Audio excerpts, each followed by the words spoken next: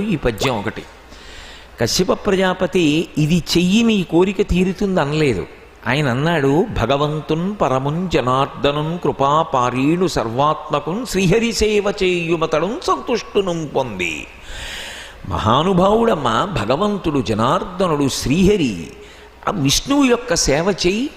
ఆయన సేవ చేస్తే అఖిలార్ధావ్యాప్తి చేకూరెడిన్, తీరని కోరిక అంటూ ఉండదు.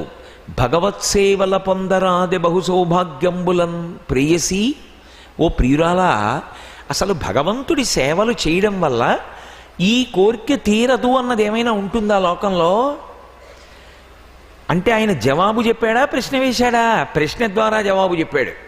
ఏ కష్టానికైనా విరుగుడు ఎక్కడుంటుంది అంటే భగవంతుని యొక్క సేవలోనే ఉంటుంది. కాబట్టి భగవంతుణ్ణి సేవించు. ఎలా సేవించాలి? కామ్యము కాబట్టి దాన్ని ఏ రూపంలో